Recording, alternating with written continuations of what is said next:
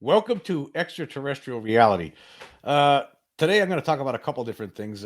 First off, I want to talk about this EBO scientist that's been all the rage on Reddit for the past few days. Basically, someone who claims to have worked on secret project to study aliens that have been recovered from crash sites. Is it true or is it false? And I also want to talk about some comments that were recently made by Ross Coulthart with regard to a gigantic UFO that was so big that a building was built on top of it to hide it. So anyway, that's what we're going to get into here. I guess first off, I want to get into this post from Reddit, which has a lot of people have been talking about, and basically has UFO Reddit has been going crazy for the past few days with regard to it. And is it real? I don't know. Maybe. Anyway, here's the post. We're looking at it right here. Um, this was made by somebody, a completely anonymous person. This person seems like they know what they're talking about when it comes to genetics and biology. It seems like someone who has been schooled in the medical profession.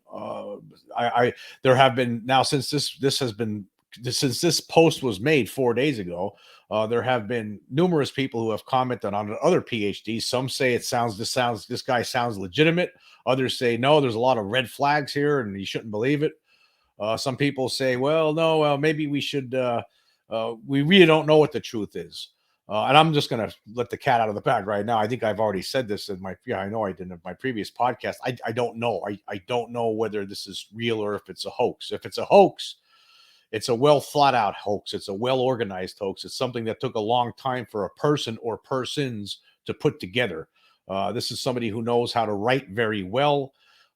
It's somebody who definitely has some great knowledge with regard to genetics and biology. There's no question about that.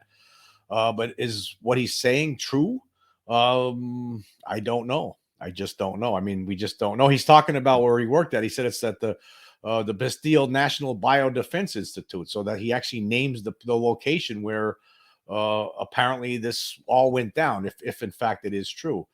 I find this very compelling, this whole thing, and it sounds like it could be true. I mean, for a lot of us, I guess the issue is that we know that there's something here, and we know that there's a government cover up, but over the years there have been certain kind of leaks where people are divided on them. Like for instance, and I'm going to talk about this a little later, is actually the Majestic 12 documents, the original leaks, not the ones that came later on, but the original leaked documents from the early 80s, and then the discovery during the 80s of another document in the National Archives that talked about MJ12, that mentioned the existence of MJ12, and then there was also uh, the uh, the operations manual, the special operations manual on how to retrieve and recover extraterrestrial craft that was leaked to a UFO investigator in the early 90s. I always thought that stuff was true. In fact, there have been numerous people who investigated this over the years, including the late Stanton Friedman, and also father and son team Robert and Ryan Wood. They actually wrote a book on this and studied the special operations manual aspect of it in particular. And they believed it was real. I believe that the Majestic 12 documents, at least those early ones that were leaked, had to. I believe that they were real. I could be proved. I'm proven wrong at some point, right? But I think that they were real because I just don't know how anybody could have. It would have taken too much work to try to hoax this, because they were so detailed and there was so much information in there in those documents that unless you were very close to the government and had access to a lot of different other documents and dates where people might have been at, like where a president might have been, for instance, on a certain date, or meetings that had taken place in the past, that there was just so many different aspects to it that make it seem so difficult to hoax it, that's why I believe it has to be real. But I could be wrong. But the UFO community is divided on the Majestic 12 documents.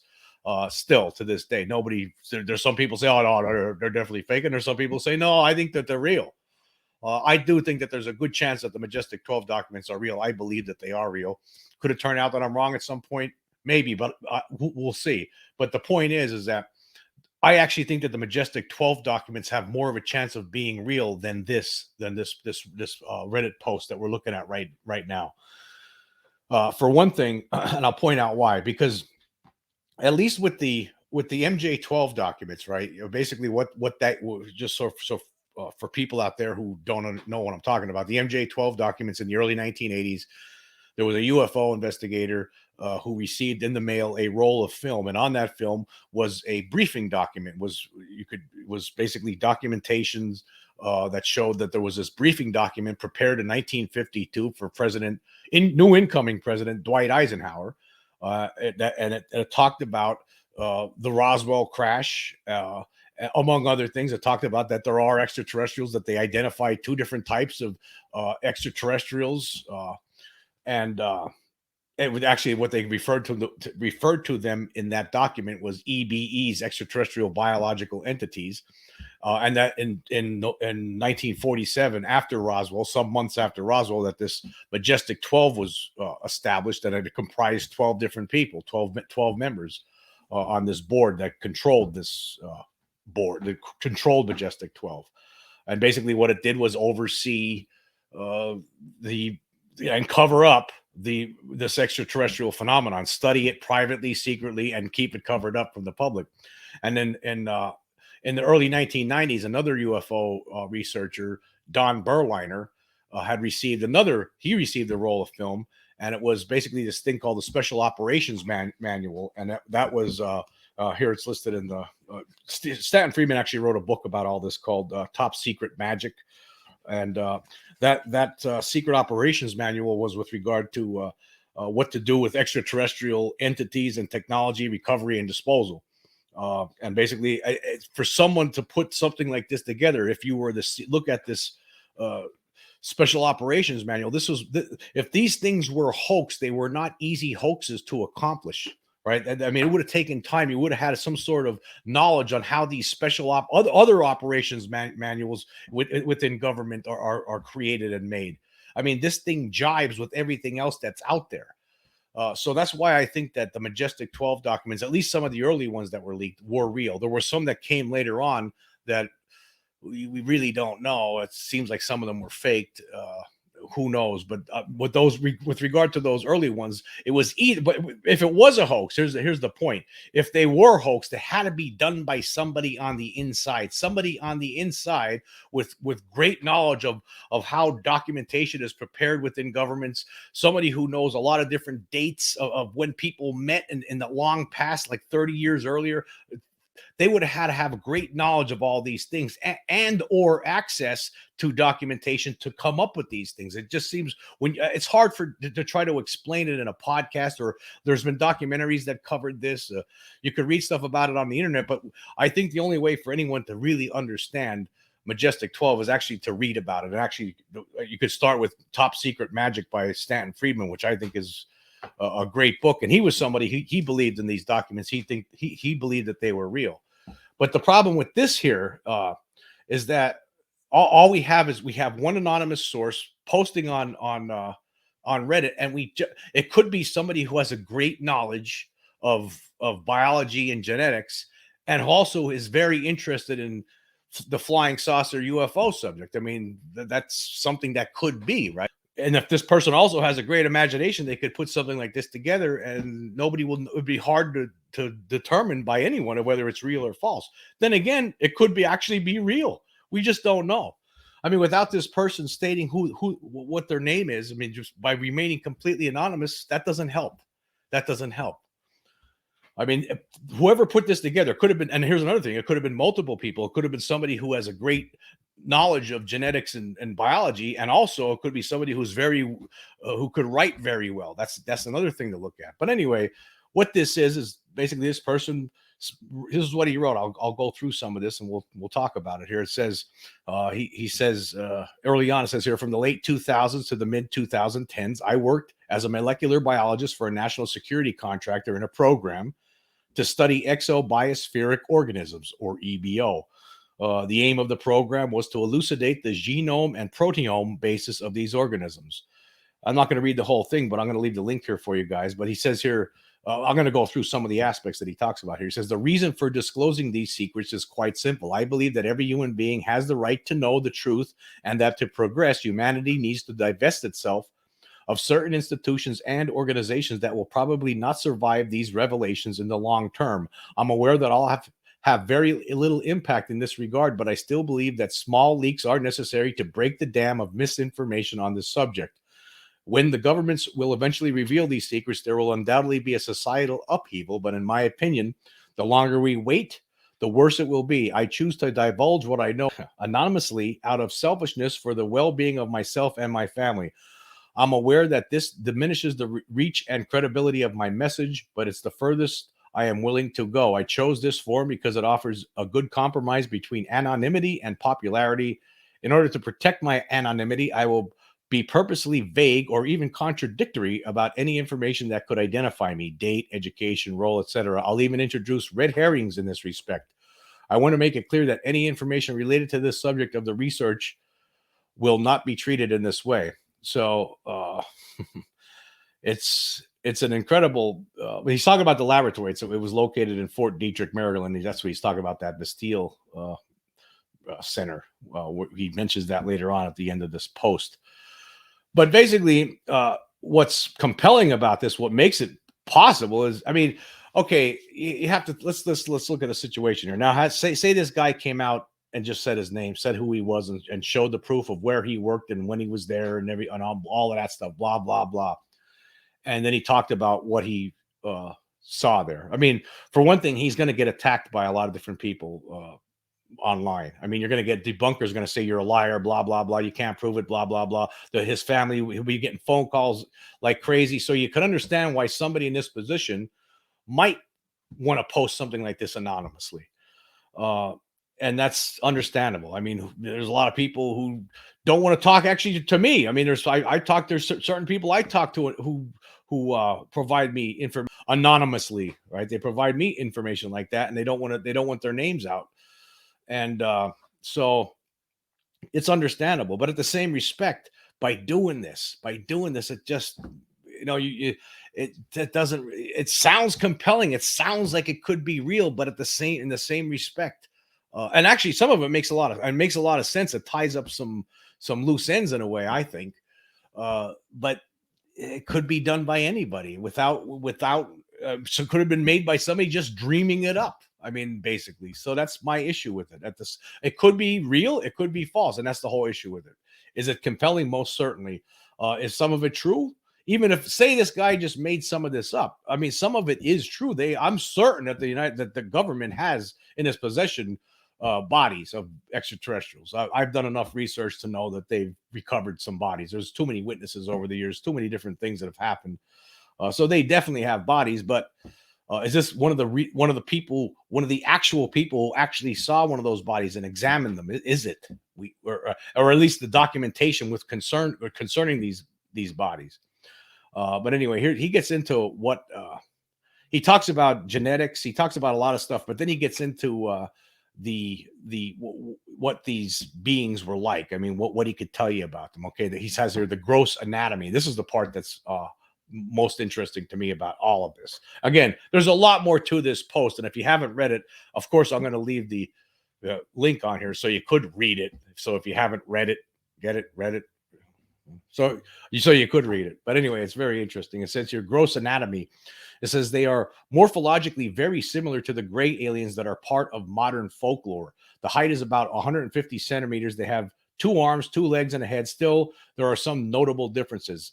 He says this regarding the skin. The gray skin that is often described in folklore is, in fact, a biosynthetic film, which likely serves to protect the EBO from a hostile environment. It doesn't provide effective protection against temperature changes, but it does offer adequate protection against the passage of liquids. It's possible that this film confers other advantages, but my knowledge on the subject is limited. Under the gray film, the epidermis is rather white and the texture is very regular and without any hair. We do not see any defect other than the folds near the joints. It's described as greasy in one report, but that's not something I've observed. The same report states that a strong lingering smell of burnt hair and ammonia is present when the film is removed. There are a lot of pores on the skin crossing from the epidermis to a gland in the hypodermis. These glands are and pores are the terminal part of the excretory pseudofurous system, which could explain the previously mentioned smell.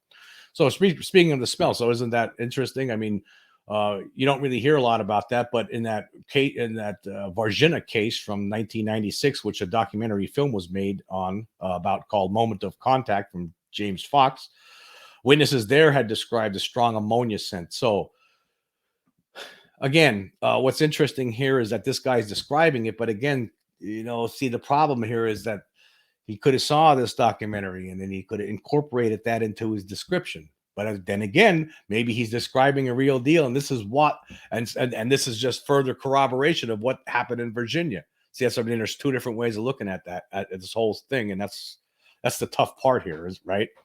Okay, he talks about the head. He says the head contains two large, oversized eyes, two nostrils without protuberance, a narrow mouth without lips, and two ear canals without auricles. There is a mandible, but the musculature is vestigial.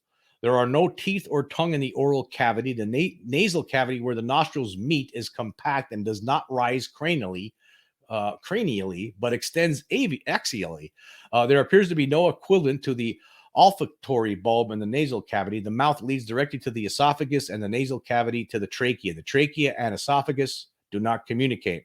So the head basically matches with what the kind of heads people have been reporting all these years. So that's no surprise. Eye talks about the eyes. It says, like the skin, the eyes are covered with a semi-transparent biosynthetic film that offers the same environmental protection while providing protection against certain wavelengths and light intensity. Okay, let me stop here now.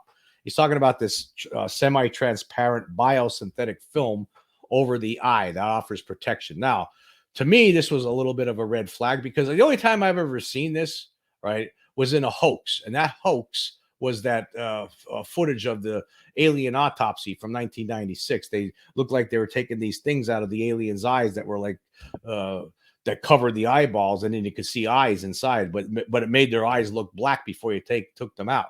So this part here was, to me, that what the description of the eye sends up a red flag for me. Okay, because the only time I've ever really seen this mentioned, really, or actually depicted, the only time I've ever seen it depicted was in that phony movie from 1996 that we've talked about, where this Ray Santilli had this movie made. It was basically a hoax that showed a alleged alien autopsy of a being found at Roswell, and then 13 years later, he finally told the truth and said it was a hoax.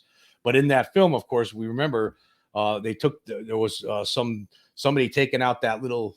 There was some sort of a film that took out of the alien's eyeballs, and here that's the only time I've ever seen that depicted. It's rarely mentioned in any kind of books or anything that I've read. That to me seems like a little bit red flaggish to me. Anyway, it says when the film is removed, the more traditional eye is revealed, just like in that movie, just like in that phony documentary.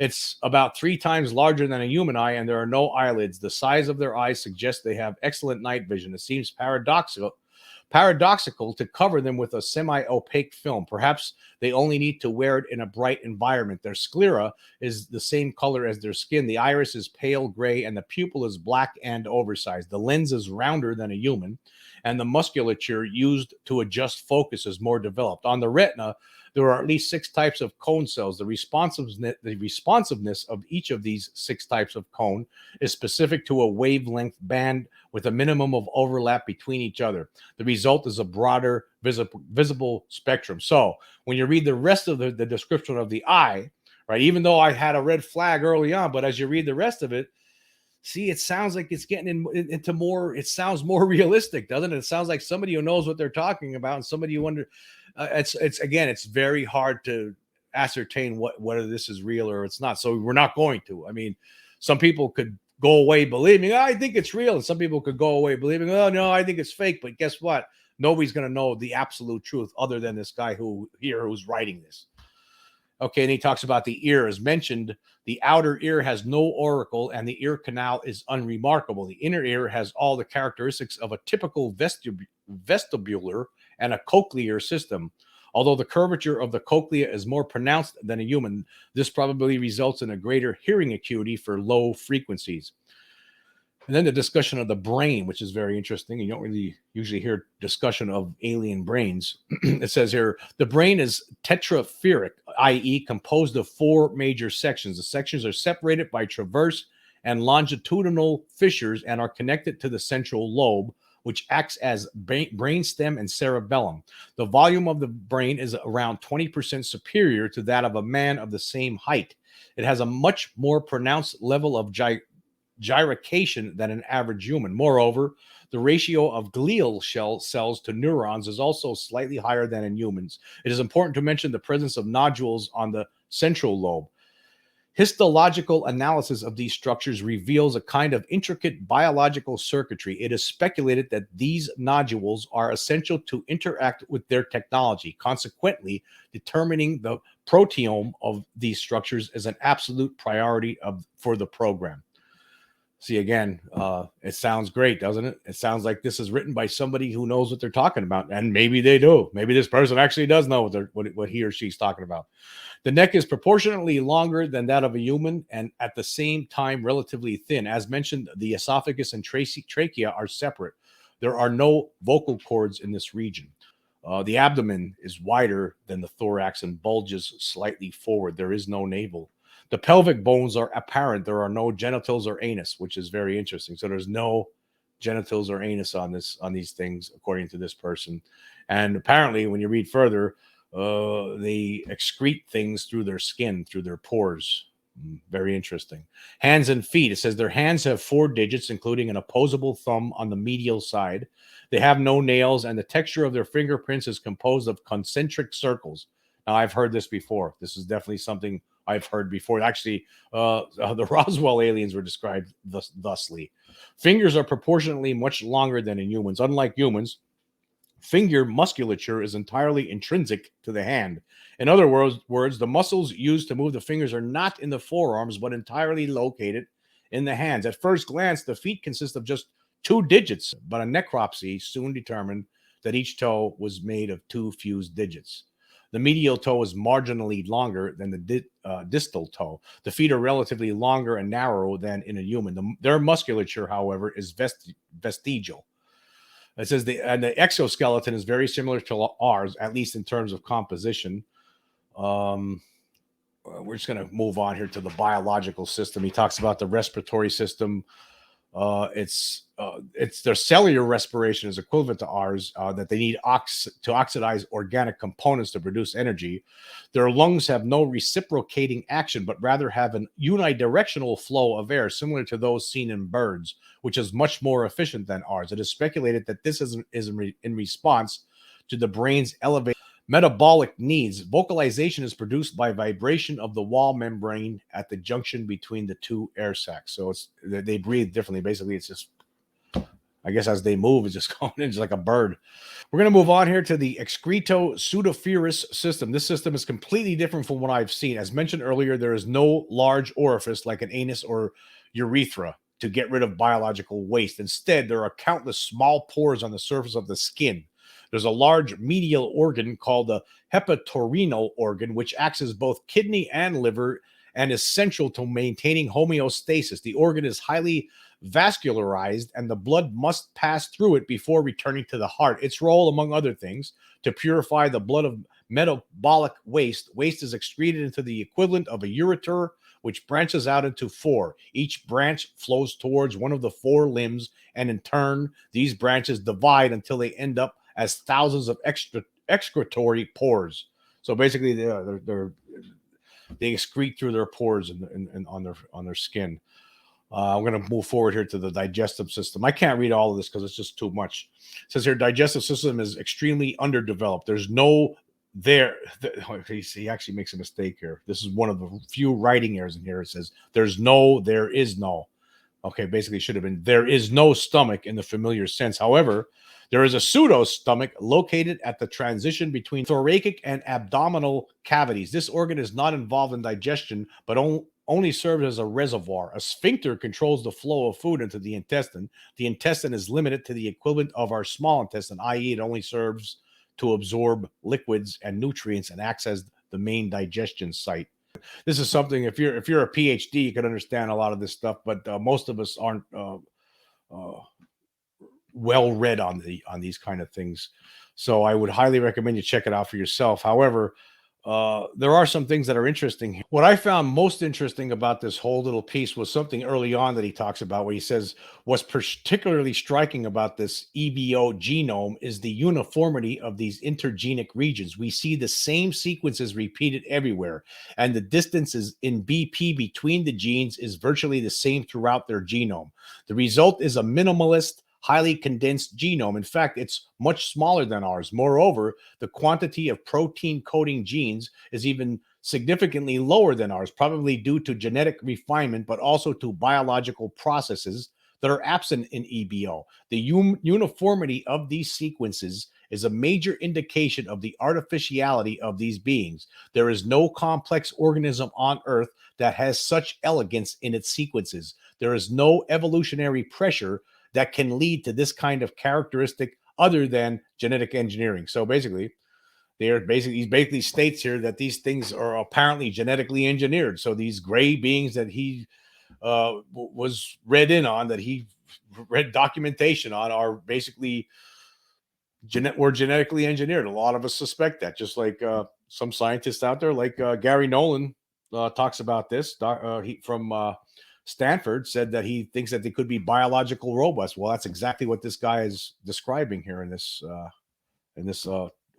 Reddit post.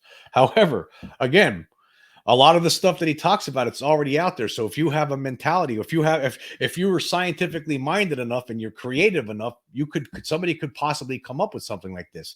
Again, without the absolute proof to go along with this, to me, the Majestic 12 documents are better. I mean, to me, the Majestic 12 documents offer more, because in those things there were aspects to the Majestic 12 documents that you had to be an insider to know about these things. I mean, if, for instance, if the Majestic 12 documents were a hoax, right, then it had to be hoaxed by somebody at least from the inside. There's no question about it. They just knew too many things that regular people on the outside would just not have known. So I don't think it is a hoax, the Majestic 12 documents, the early ones, again, like I talked about earlier. But again, it's, to me, that's actually better than this, because here we only have one person uh, talking about this on Reddit, but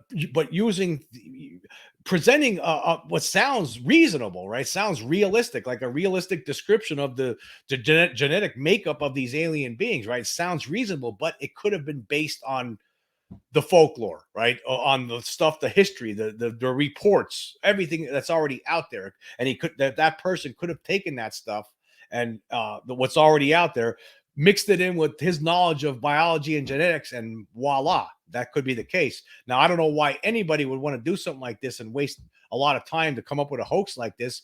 I mean, maybe there's some people out there who are highly intelligent who just get their kicks from doing something like this. Now, some people might say, well, maybe it's some government psyop. Well, why? Why? I mean, if there's a good faction of the government, the secret control group, which is still fighting to keep this information from the public, why would they do a psyop like this? Right? That doesn't make it. The same thing with Majestic 12. Like, that's why I think I believe that the documents for Majestic 12 are real, because a psyop, insider psyop, just doesn't make any sense. For what purpose? Why?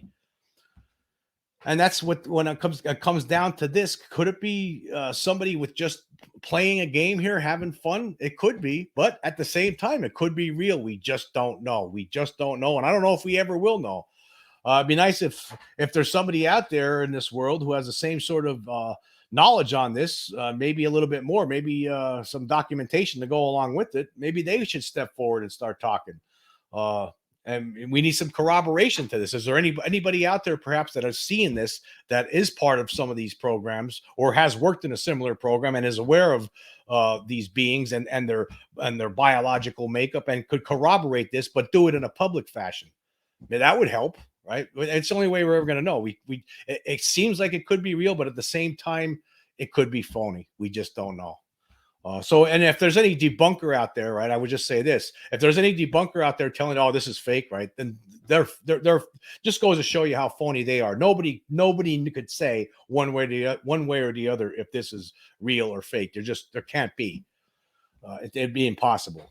Somebody like, again, like I said, somebody with a knowledge, with a deep knowledge of genetics and biology, and an interest in UFOs and aliens, could have dreamed this up as some sort of hoax for whatever reason, or maybe a number of people, could be more than just one person, or it could be real. We just don't know, and I don't see how we're going to know unless the person steps forward and provides more documentation, or else somebody else steps forward and corroborates this, or else the secret control group finally says, okay, you finally got us, here you go. Other than that, I just don't know. Anyway, okay, I want to move on now to a story with regard to Ross Coulthart.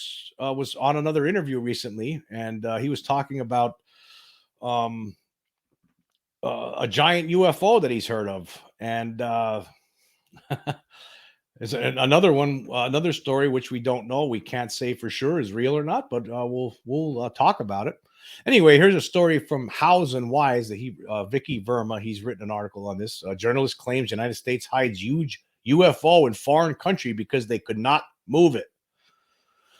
And it says here, award-winning journalist Ross Coulthart is continuously dropping truth bombs on the UAP subject. For the past few weeks, Coulthart has been actively sharing the information he received from the UFO whistleblowers. Previously discussed the private aerospace company's alleged efforts to get rid of UFOs in its possession. Now he claims that there is a huge UFO in the possession of the United States that could not be moved, and he knows the location of the craft. On Matt Ford's show, Coulthart raises the point that private aerospace companies may have conducted retrievals of their own without government involvement, further challenging the government's authority to dictate access to intellectual property. Furthermore, Coulthart reveals that individuals, particularly in Silicon Valley, are aware of the alleged technology investing in aerospace companies, including Lockheed Martin, and express dissatisfaction with the government's preferential treatment of private corporations. But on July 8th, 2023, Coulthart revealed in an interview with Project Unity host Jay Anderson that the American public had been lied to about UFOs for 70 to 80 years, primarily due to Cold War concerns. However, he acknowledged that the reasons for withholding information no longer hold up. Coulthart mentioned the existence of non-human intelligence engaging with Earth for a long time in the recovery of certain objects, but he could not disclose specific details due to concerns about revealing advanced technologies. He expressed optimism about future developments, including a program involving international collaboration to harness these technologies for the benefit of society. And he also says he's optimistic because he knows some of the things that are coming. We've heard this one before. We've heard that Ross has said that there's more things coming, and we're just going to sit and wait for it. I'm going to fast forward to this article, and get to the huge UFO part. He says, in the interview, Coulthart discussed the potential implications of the new United States Senate Intelligence Bill. He mentions Douglas Dean Johnson's writings about the bill, which apparently requires holders of non-Earth origin or exotic UAP material to make it available to the All-Domain Anomaly Resolution Office within 6 months. Now I talked about this on the show. There's a new bill that's in the Senate right now, and if it ends up passing the Senate and then it passes the House, and then by December is voted on by the House and then approved by the president, it's basically the next National Defense Authorization Act bill. And if it includes this language, basically it will give time for people who are holding on to this material to give it up. But anyway, let's continue here. It says, Anderson raises a concern that this 6-month window could give those holding such materials enough time to hide or conceal them. Coulthart acknowledges the possibility, but suggests that some of the UAP materials could be so large that they cannot be easily moved. He mentions the existence of a building constructed over such a massive object in a foreign country, which may sound preposterous to some. Ross emphasizes the need for investigation and testing of these allegations before Congress. He criticizes the default response of skeptics who dismiss claims without proper examination. He suggests that there is a cadre of self-proclaimed experts on social media who deny the existence of UAP based on the notion that it can't be, therefore it isn't. Yeah, amen to that, Ross. Yeah, there's a whole bunch of idiots all over Twitter, all over Reddit, who think they know everything. They think because they don't believe it that there's nothing here, so it can't be. So yeah, there's a whole bunch of people like that all over the internet. And here's a direct quote from Coulthart from that episode on Project Unity. He says, okay, people are going to question what I'm about to say. What if some of that blank is so big it can't be moved? They are so big, they built a building over it in a country outside of the United States of America. I know that sounds preposterous, and I know, oh my God, you can just hear them now, the bleeding debunkers. Let's see this investigated. Let's see what happens. Let's see these allegations before Congress, Coulthart said. He highlights the importance of considering the implications of some of the claims, such as those made by David Grush, turn out to be true. He specifically mentions the idea that certain objects might be too large to be moved, which Anderson finds astonishing. Coulthart revealed to Anderson that he shared this information for the first time in the interview. Further, at the end of the interview, Coulthart claims that he knows the exact location of this gigantic UFO. He assured that this information would come out one day. It's really interesting. There's a direct quote from him. It's really interesting because it's absolutely gobsmacking that it's being kept as a secret. Imagine having an object that's so big, it's just not conceivable to move it. I thought it was bollocks when I heard it too, and most people listening to this will anyway. But yeah, I mean, yeah, again, just an allegation, but one that I'm, assured should be taken seriously and hopefully will be investigated by Congress. Because again, where did the money come from? What's that money accounted for? The continued security and control of such an object for many decades. Who's paid for that? What programs have paid for that? Has that been disclosed to taxpayers? This is going to be a really fun inquiry if Congress starts doing its job. Okay. Then there's a bunch of speculation about where this thing is buried. Okay. I'm not going to get into the speculation. But he didn't say where it's buried. We don't know. That's the whole thing. We don't know. We don't know where it's at. I think if you're going to talk about something like this, okay, let's put it this way. If somebody's on the inside, or a whistleblower told you the location of something like this, why not just say it? I mean, you don't have to give away the whistleblower's name. Just say the location of where this flying saucer is. Because I'm sure in addition to the whistleblower who told you this, or whoever wants to rename, the person who wants to remain anonymous. I mean, in addition to that person, there has to be other people that know about that this thing is there. So what if you say where the location is? Just say where the location is, right? That's why not? Just do it. Just do it. Just say the location, Ross. Give us the location, Ross. We want to know where it's at. We want to know. Come on, Ross. What are you doing? Tell us where it's at. You know what I'm saying, man? Come on. Come on. Now, if somebody told me where it was, I wouldn't reveal their name, but I would say where it is. That's what I would do. That's just me. That's how I deal with it. Somebody says, yeah, there's a giant, you do know, Jim, there's a giant flying saucer, buried under the Empire State Building. Did you know that? They had to build the Empire State Building over this. This flying saucer was so big, right, that they built the Empire State Building over it. Did you know that, Jim? No, I didn't know that. Well, I don't care. You don't tell nobody that I told you. Just keep me out of it. No problem. Then I would go tell everybody where, but I wouldn't tell them the name of the person, but I'd say, yeah, I heard there's a flying saucer underneath the Empire State Building. That's just how I would handle this. I'd say the location. Actually, he's saying it's in a foreign location. So, hey, if it's in a foreign location, come on, let's hear it. Where? I want to know. Inquiring minds want to know the location of the giant flying saucer. We'd like to know. We're sick of this cover up and we want to get moving. We want to get the show on the road here. So come on, where's the giant flying saucer? Okay. And besides, okay, in addition to the giant flying saucer, where's the schedule for the upcoming Senate and House committee hearings? Huh? Where's that at? We want to hear more whistleblowers. Come on, we're getting sick of this. Let's get the show on the road here. Come on. Stop holding back. I'm sick of people holding back. Come on, let's hear it. Come on. Oh, one other good piece of news before I leave here. I just want to point out that I did read that it sounds like Lou Elizondo actually might be one of the people speaking to Congress soon, apparently at the House, possibly. That's what it sounds like. I've seen some rumblings on the internet, on Twitter. He's going to be in Washington later this month, apparently. Lou is. So maybe he's going to be speaking with some people. I hope so. Maybe he'll testify in public. Wouldn't that be something? Then shut a lot of these debunkers up. Right, finally. A lot of these crybabies who think they know everything. Well, that'd be great, wouldn't it? That'd be real nice. I'd like that a lot. I'm sure a lot of us would. Anyway, yeah, just one more thing before I go. Ross, come on. Where is it? Where's it at? Tell us. Until next time.